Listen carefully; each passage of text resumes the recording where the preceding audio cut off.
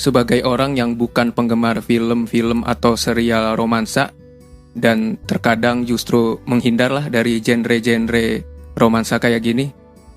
Tapi bedanya Gadis Kretek justru dari awal bikin gua penasaran. Dan setelah gua nonton kemarin, langsung melahap 5 episode, gua bener-bener suka sama serial berjumlah 5 episode ini. Halo Sobat Kripik. Welcome back, selamat datang lagi nih di podcast Kripik Film. Di episode kali ini gue akan mereview Gadis Kretek yang baru aja tayang Kamis kemarin kalau nggak salah di Netflix. Menonton keseluruhan episode Gadis Kretek, gue nggak bisa pungkiri nih ingatan gue langsung terkenang, terngiang-ngiang pada nasib tragis yang harus diterima oleh Srintil dulu di film Sang Penari. Ada yang masih inget film Sang Penari? Apalagi akan banyak tuh kata-kata Srintil bertaburan di serial yang berjumlah 5 episode ini. Biasanya untuk menyebut jenis tembakau kualitas tinggi kalau nggak salah, yang katanya dinamakan sebagai tembakau Srintil. Gadis Kretek yang memang didominasi oleh latar industri rokok kretek ini nantinya tidak hanya mempunyai kemiripan dari tema kisah cinta yang getir seperti juga Sang Penari, tapi juga salah satu setting waktunya nanti akan didasarkan pada tragedi di tahun 1965, sama kayak Sang Penari. Salah satu film drama terbaik menurut gua ya, salah satu film drama terbaik Indonesia tersebut juga digarap ya sama-sama oleh Mas Iva Ivansah, yang memang jago dalam urusan mengobrak-ngabrik tatanan emosi penonton. Kali ini, di Gadis Kretek, beliau berkolaborasi dengan sang istri, Camilla Andini, sutradara handal yang memang apik ketika berbicara soal perempuan di film-filmnya, termasuk juga Yuni. Diadaptasi dari novel berjudul sama karangannya Ratih Kumala, gua bisa bilang adaptasi naskahnya Gadis Kretek ini berkualitas prima. Nggak hanya ditulis mulus, tapi juga ceritanya diterjemahkan sangat fokus. Penyakit kebanyakan film atau serial lokal itu memang ada pada naskahnya. Penyakitnya sama dan berulang, yaitu naskah yang tidak bisa fokus. Senangnya itu menambah-nambahkan, yang tidak penting justru diada-adakan. Jadi alih-alih menarik, biasanya malah bikin cerita jadi burik. Yes, bener, burik. Gadis Kretek untungnya bisa dikatakan tahu cara yang tepat untuk menceritakan kisah Dasyah dan impiannya. Dari awal bertemu dengan karakter Lebas yang punya misi mencari seseorang bernama Jengyah atas permintaan terakhir ayahnya yang sedang sakit keras, hingga nantinya kita diperkenalkan dengan karakter Arum yang dimainkan oleh Putri Marino. Lewat keduanya lah kita nantinya akan diajak ke masa lalu, melihat kejayaan keluarga pengusaha rokok kretek dan juga kelak kejatuhannya. Naskahnya ini nanti menurut gua tidak bertele-tele. Daya tariknya justru akan terus bertambah seiring dengan terkuaknya lembar demi lembar misteri tentang siapa dan di mana Jengyah yang dimainkan oleh Dian Sastrowardoyo.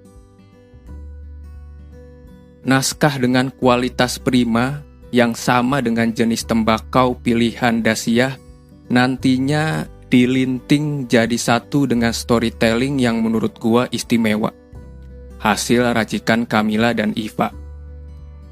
Olahan tutur cerita yang istimewa lalu menghasilkan tontonan yang tak pernah berkurang rasa nikmatnya menurut gua. 5 episode pun jadi terasa tidak cukup. Karena kita selalu ingin mendengar terus kisah-kisah Dasyah. mimpinya, dan juga cerita cinta dengan Suraya yang diperankan oleh Aryo Bayu. Letak kenikmatan Gadis Kretek salah satunya bersumber dari treatment bercerita, yang tentu saja tidak kemana-mana alias bisa fokus pada karakter-karakternya. Meski di Gadis Kretek jumlah karakternya tidak sedikit, tapi Camilla dan juga Iva itu mampu membagi-bagi porsinya dengan adil dan bijaksana. Semua karakternya punya waktunya masing-masing untuk diperkenalkan. Tidak hanya karakter utama, tapi juga mereka yang punya peran hanya sebagai pendukung. Seperti karakter Purwanti dan bapaknya misalkan. Tapi karakter mereka tidak sekedar numpang lewat, tapi punya andil dalam tumbuhnya cerita. Pokoknya, semua karakter di Gadis Kretek ini memang dianak emaskan. Makanya gua nggak heran ketika tanpa sadar, kita jadi peduli dengan nasib karakternya.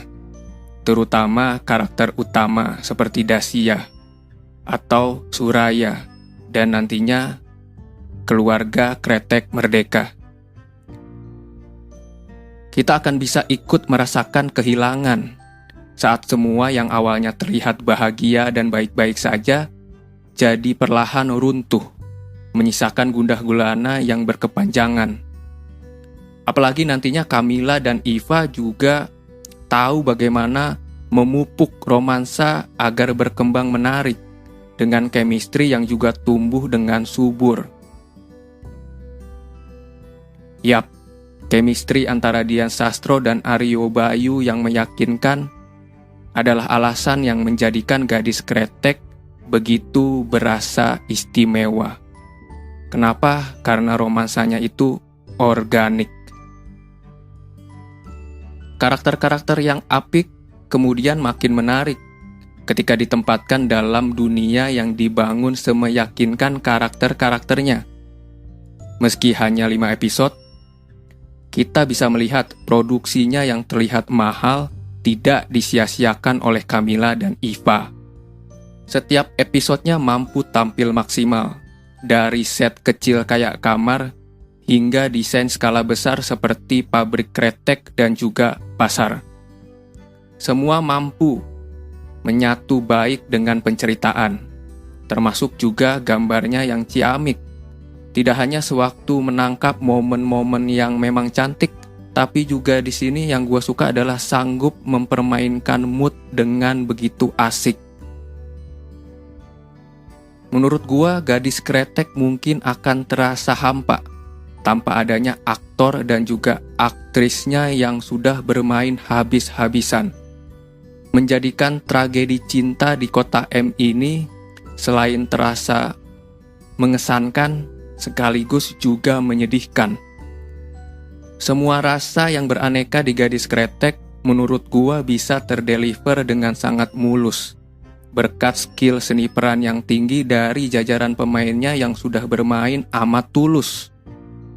Termasuk Putri Marino, yang di Gadis Kretek ini jadi semacam senjata pamungkas untuk meluluh lantahkan perasaannya penonton. Mau itu pakai dialog, atau tidak pakai dialog sama sekali, hanya bermodal wajahnya yang berbicara. Pokoknya edan bangetlah Putri Marino di Gadis Kretek. Overall, seperti yang gue bilang di awal, gue sangat menyukai Gadis Kretek. Gue kasih 4 bungkus keripik. Pokoknya yang penasaran langsung aja nonton Gadis Kretek di Netflix. Thank you yang udah mendengarkan podcast Kripik Film. Jangan lupa follow Kripik Film di Spotify dan juga subscribe YouTube-nya. Sampai ketemu lagi di podcast berikutnya di review-review selanjutnya. Gua Rangga. Thank you sekali lagi. Bye-bye. Ciao.